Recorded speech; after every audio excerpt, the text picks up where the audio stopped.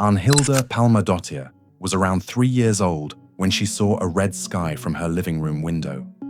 A volcano was erupting about 25 miles away from where she lived on the northeastern coast of Iceland.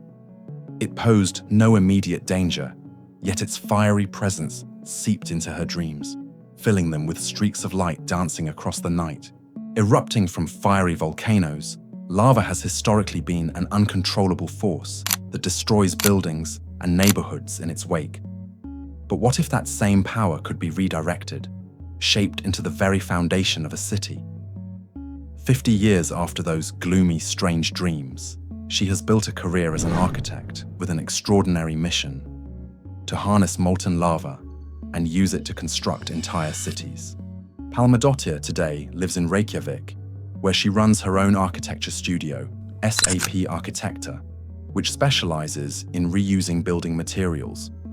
Founded by Pálmadóttir and run with her son, Arnar Skarphedinsson, S.AP Arkitektar has been researching and experimenting with ways to transform what is usually seen as a destructive force into a renewable resource, one that could be used to create sustainable buildings. But the question remains: how realistic is the dream of cities built from lava? Iceland is one of the most active volcanic regions in the world, situated on a rift between two tectonic plates. With around 30 volcanic systems, the country sees an eruption on average every 5 years. It was during one such occurrence, the 2014 Holuhraun eruption. Pálmadóttir was struck by the scale of material being unleashed. There was a huge amount of material coming up from the ground.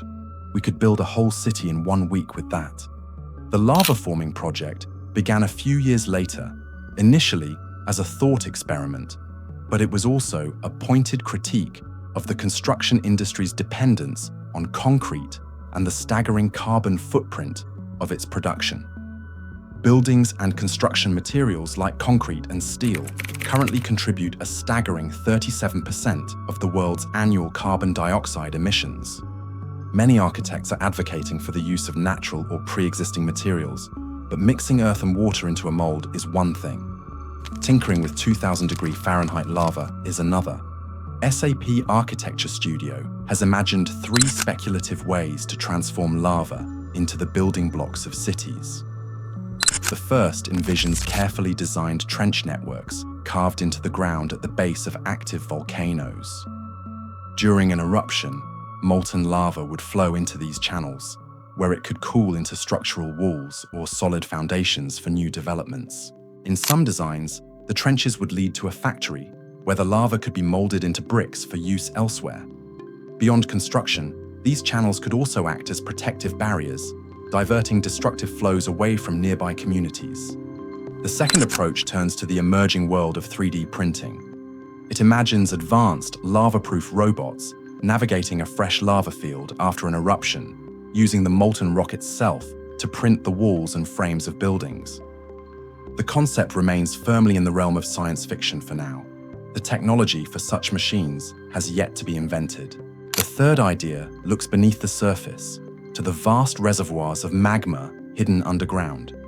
In this vision, molten rock would be channeled into specially constructed chambers, where it could cool into prefabricated, repeatable building components.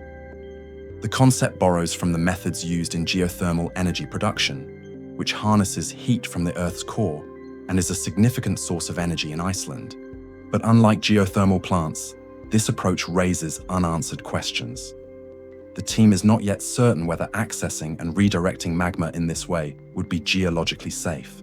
The team believes lava could rival concrete in strength, while offering a far more sustainable alternative. Lava, they point out, shares many of concrete's properties. Its final form simply depends on how it cools. When cooled quickly, it hardens into obsidian, a dark, glass-like material. Left to cool slowly, it tends to crystallize, making it well-suited for columns and other structural elements. Rapid cooling combined with the presence of air produces something entirely different. A pumice-like stone, lightweight and highly insulating.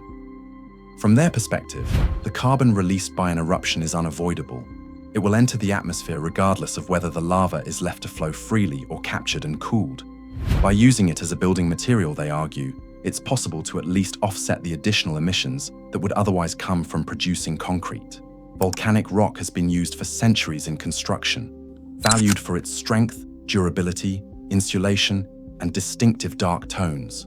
Basalt, the most common type, has appeared in structures ranging from the 13th century Qasr al-Azraq, Blue Fortress, in Jordan to the Gateway of India in Mumbai. Traditionally, it is quarried and shaped into stackable blocks, bricks, panels, or crushed for use as aggregate in concrete. S.AP's vision takes a radically different path.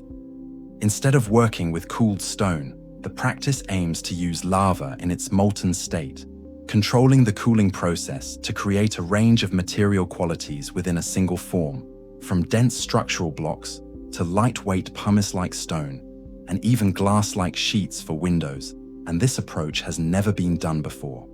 Pálmadóttir asked, whether cities of lava ever become reality will depend on a tangle of practical challenges, from technology and safety to funding and political will. For now, S.AP's goal is to spark new ways of thinking,